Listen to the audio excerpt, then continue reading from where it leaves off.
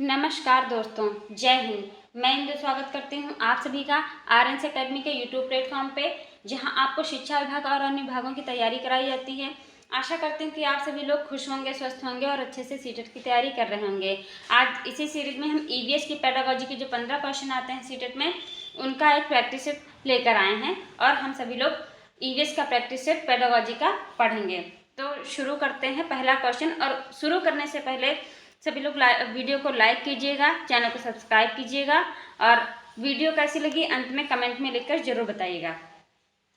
Question number 1, प्राथमिक स्तर पर पर्यावरण अध्ययन में रचनात्मक आकलन किसको शामिल नहीं करता गया। इसमें क्या पूछा गया, नहीं करता। तो शिक्षार्थियों की ग्रेडिंग और रैंकिंग, बी शिक्षार्थियों के अधिगम रिक्तियों की पहचान, शिक्षार्थियों में कमियों की पहचान, या डी शिक्षार्थियों के सीखने को बढ़ाने में। ऑप्शन नंबर ए सही है कि शिक्षार्थियों की ग्रेडिंग और रैंकिंग को शामिल नहीं करता है। आते हैं अगले क्वेश्चन पे। पर्यावरण अध्ययन की कक्षा में शिक्षार्थियों के व्यक्तिगत अनुभवों को महत्व देना शिक्षक को डैश लाभ पहुंचाता है। किसमें लाभ पहुंचाता है? तो ऑप्शन बी इसमें सही है, विषय को शिक्षार्थियों की अनुभव संसार से जोड़ने और विमर्श व सीखने को बढ़ावा देने में। क्या है कि शिक्षार्थियों का व्यक्तिगत अनुभव पूछा है, तो उनका अनुभव है उसी से जोड़ करके अगर हम पढ़ाएंगे तो बच्चों को और ज़्यादा अच्छे से सीखने को मिलेगा और वो समझ पाएंगे कॉन्सेप्ट।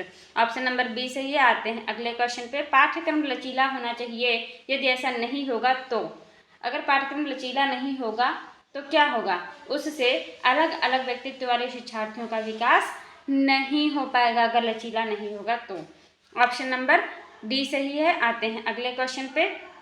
विद्यालय में पर्यावरण शिक्षा की व्यवस्था आपके विचार से क्या है? विद्यार्थियों में पर्यावरण चेतना जगाने के लिए आवश्यक है, विद्यार्थियों पर अतिरिक्त बोझ बढ़ाना है, उनके मनोरंजन का साधन है या शिक्षकों को कार्य देना है। ऑप्शन नंबर ए सही है, विद्यार्थियों में पर्यावरण चेतना जगाने के लिए आवश्यक है। आते हैं अगले क्वेश्चन पे।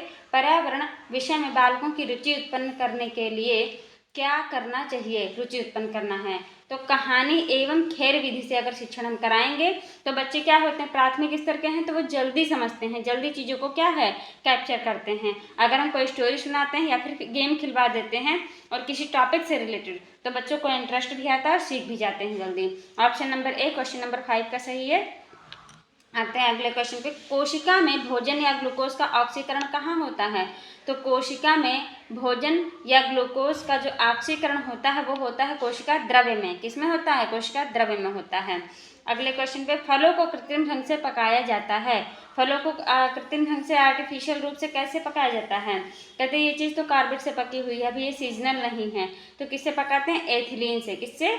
एथिलीन से फलों को आर्टिफिशियल ढंग से पकाया जाता है। आते हैं अगले क्वेश्चन पे। 7 का बी सही है। 8वें नंबर पे। मधुमक्खी पालन क्या कहलाता है? मधुमक्खी पालन जो है वो एपीकल्चर कहलाता है। जो पिसीकल्चर होता है रेशम पालन होता है। ठीक है। आते हैं अगले क्वेश्चन पे। 8वें में ए सही था। 9 में। किस पौधे के फलों को भूमि के नीचे से पाया जाता है?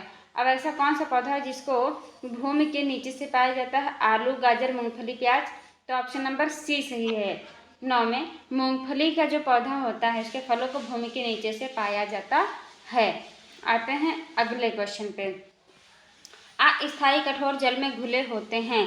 अस्थायी कौन से होते हैं? अस्थायी होते हैं मैग्नीशियम व कैल्शियम के बाइकार्बोनेट।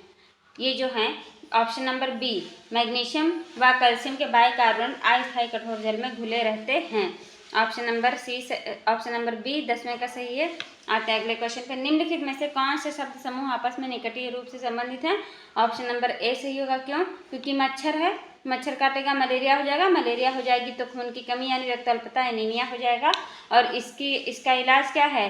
सिर्फ आयरन के पास, आयरन की खाने वाली चीज़ यूज़ कीजिए जिसमें आयरन होता है, उससे क्या है आपको निजात मिलेगी, राहत मिलेगी। ऑप्शन नंबर ए सही क्वेश्चन नंबर 11 का। आते हैं अगले क्वेश्चन पे। क्वेश्चन 12। एक विज्ञान शिक्षिका श्वसन प्रकरण पढ़ाने के बाद परीक्षा का आयोजन करती है और यह देखती है कि अधिकांश विद्यार्थी श्वसन और सांस लेने के बीच अंतर को नहीं समझते हैं। यह किसके कारण हो सकता है? ये ऑप्शन ए, वह कक्षा में प्रभावी तरीके से संबंधित संकल्पना को व्याख्यायित नहीं कर सकती। यही ऑप्शन सही है, ऑप्शन ए, कि अगर टीचर टॉपिक पढ़ा रही हैं श्वसन तो उनको सांस लेने के बारे में जानकारी होनी चाहिए। ठीक है। और बच्चों को समझाना भी चाहिए। तो ऑप्शन कौन सा सही इसमें? ए वाला। वह कक्षा में प्रभावी तरीके से संबंधित संकल्पना को व्याख्यायित नहीं कर सकी। आते हैं अगले क्वेश्चन पे। 12 का ए सही था। 13 पे सरिता की शिक्षिका उसे विभिन्न सामूहिक गतिविधियों में शामिल करती, जैसे समूह चर्चा, समूह परियोजना। उसकी शिक्षिका जो है सीखने के किस आयाम का अनुगमन कर रही है? यहाँ पे सीखने हैं, ठीक है, यहाँ पे सोखने नहीं, सीखने के किस आयाम का अनुगमन कर रही है? ए प्रतियोगिता आधारित सीखना, सामाजिक गतिविधि के रूप में सीखना, यहाँ पे भी सोखना लिखा, सीखना हो जाएगा। और सी मनोरंजन द्वारा सीखना। डी भाषा निर्देशित सीखना। तो ऑप्शन नंबर कौन सा सही है इसमें? बी वाला सही, सामाजिक गतिविधि के रूप में सीखना। Option number B question number 13 का सही आंसर है। आते हैं अगले क्वेश्चन पे। निम्नलिखित में विषयों में से किस विषय का प्रकरण दृष्टिकोण मनोविज्ञान के अवयवी सिद्धांत पर आधारित है? तो किस पर आधारित है? मनोविज्ञान के पर्यावरण अध्ययन के नाम से क्या है कि ये जो है दृष्टिकोण मनोविज्ञान के आधार पर अवयवी सिद्धांत है। ऑप्शन नंबर ए सही है क्वेश्चन नंबर 14 का। 15 पे आते हैं। पर्यावरण अध्ययन शिक्षण के मूल्यांकन को प्रभावशाली बनाने के लिए परीक्षा में प्रश्न किस आधार पर बनने चाहिए? तो किस आधार पर बनने चाहिए? छात्र द्वारा किए गए एहसास पर आधारित होता है, ठीक है। आते हैं अगले क्वेश्चन पे। अगला क्वेश्चन क्या कहता है? पर्यावरण अध्ययन शिक्षण के दौरान बच्चों को बेहतर अधिगम कराने के लिए दृश्य सामग्री निम्नलिखित में से कौन सी हो सकती है? टेप रिकॉर्डर नहीं, फिल्म नहीं, रेडियो नहीं। ये सब क्या है? सुनने वाली चीज़ें, लेकिन प्रतिरूप है देखने वाली चीज़। क्या है कि किसी भी क्वेश्चन है पर्यावरण अध्ययन शिक्षण के दौरान बच्चों को बेहतर अधिगम कराने के लिए दृश्य सामग्री कौन सी हो सकती है जो प्रतिरूप अच्छा दिखाया जा सके? तो ऑप्शन नंबर डी सही है, प्रतिरूप। आते हैं अगले क्वेश्चन पे। अगला क्वेश्चन है क्वेश्चन नंबर 17। पर्यावरण अध्ययन विषय की सूक्ष्म शिक्षण प्रक्रिया किस स्तर पर आधारित होती है? कौशल अर्जन स्तर, ज्ञान जनित स्तर पर, स्थानांतरण स्तर पर, या फिर उपयुक्त सभी स्तरों पर? तो उपयुक्त सभी स्तरों पर क्या है कि ये सूक्ष्म शिक्षण इंपॉर्टेंट होता है। आते हैं अगले क्वेश्चन पे।